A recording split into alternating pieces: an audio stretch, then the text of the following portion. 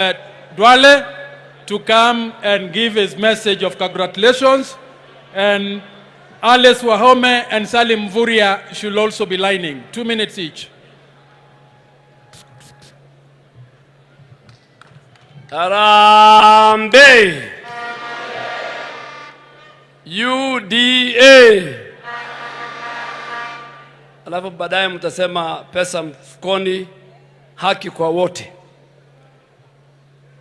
My friend and brother, Honorable William Ruto, congratulations. We have been in this hall since 2007. But I think this election, to our leaders here, this is going to be the most decisive election. This election will be a turning point in the history of Kenya. And why do I say so? This election will be between the ordinary citizens and the bourgeois, within the meaning of Stalin, the famous Stalin of Russia. This election will be about the debt, the 13 trillion debt, and more so, the 7 trillion debt that was borrowed courtesy of the handshake brothers. This election will be decisive, and I want to speak for where I come from and the religion that I profess. This election will be about end to impunity and extrajudicial killings. Many Kenyans, never in the history of this country, under a robust Bill of Rights, their bodies are found in our best of our rivers, in Yala River and in Tana River. Many mothers in northern Kenya, and we will go to Wajir, Garissa, and Mandera, and Lamu, and Kwale. Many women have lost their brothers, their husbands, their sons, through state-organized extrajudicial killing. This government that we are going to form must stop and must protect the lives of innocent Kenyans. This election is going to be about protecting the 2010 Constitution. This election will be about those who tell us that for you to ascend to public office, your father and your family must have a history. This election will be very, very decisive, because for the first time in our country, a sitting deputy president was humiliated, both in his personal capacity and in the office that he holds, that the Constitution created. And I want to thank the framers of the 2010 Constitution that insulated the office of the Deputy President. If that was not done, today William Ruto will not be sitting here as the Deputy President of the Republic of Kenya.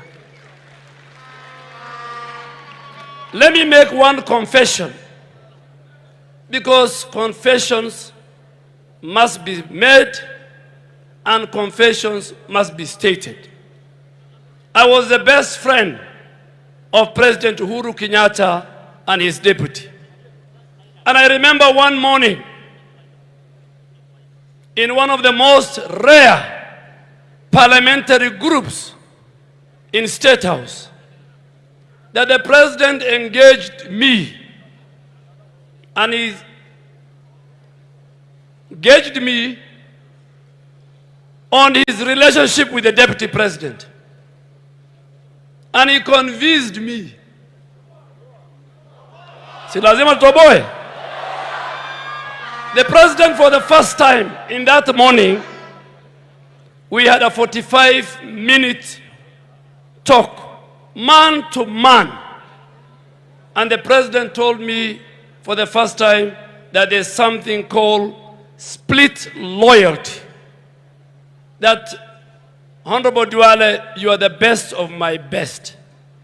You have delivered your duty as the first majority leader. But the problem is that you are a friend to William Ruto, and that we have completed the purge of the leadership in parliament. We have sorted out Murkomen and his team and Susan. We have sorted out Ichungua and his team in the National Assembly. But I have been told, because of your split loyalty and friendship with William Ruto, the snake is still, the head of the snake is still in parliament. And I had only one answer for President Uhuru Kenyatta, my very good friend. I told him I'm a man of God, and I'm a Muslim, and I have walked a long journey with William Ruto. I am ready. I am ready to take a walk from your administration. I am ready to take a walk with the coveted constitutional office of the leader of majority than me being involved in your politics of deceit and betrayal and backstabbing. I shook his hand, and we went and walked to the parliamentary group. I will give you more when you get an opportunity to read the book that I'm about to complete.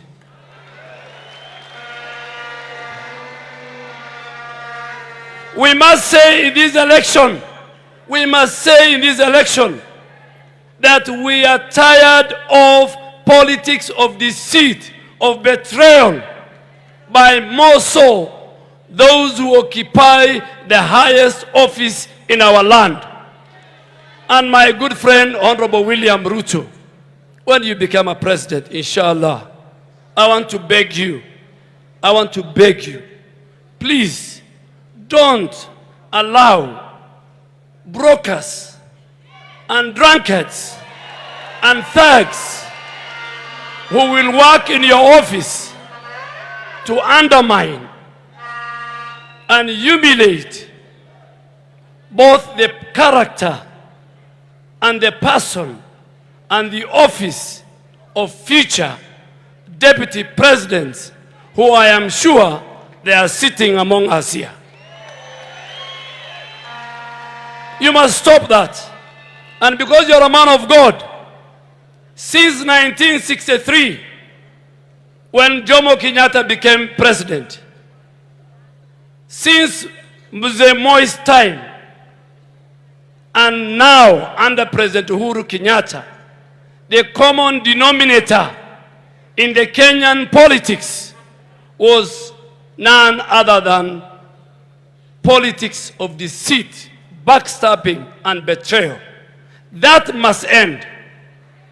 And that's why over 145 members of parliament of the National Assembly from all regions and all communities and all religions, we stood on the high moral ground and say, we will not leave William Ruto at the slaughterhouse. We will not. Today is a good day, and my final comment is this. It is very sad to hear Gideon Moi, who in my opinion is a product of corruption,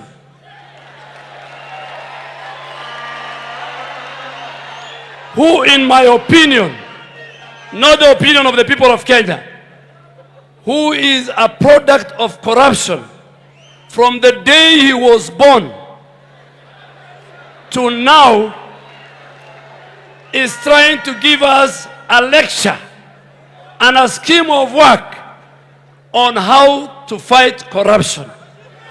And I am so happy that in the event his proposal and suggestion on how to deal with the corrupt people passes, I want to ask my friend Senator Gideon Moi, you will be the first one to be hanged. Thank you very much. God bless you all.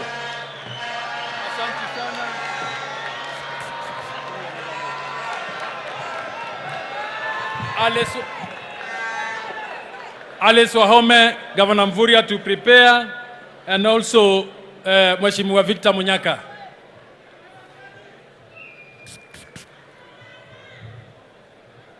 Nani kama mama? Hello? UDA? Your Excellency, the Deputy President of the Republic of Kenya, and now the party leader of the United Democratic Alliance, and also nominated, elected as the party candidate for the presidency. Your Excellency, Mama Rachel Ruto, other excellencies, distinguished delegates, all protocols observed. Your Excellency, I take this opportunity, like my colleagues, to congratulate you on this auspicious occasion that this floor of the National Delegates Congress has found it fit to give you the honors of leading the team. I am very happy on behalf of myself, the people of Kandara, Murang'a, on behalf of the women of the Republic of Kenya. We want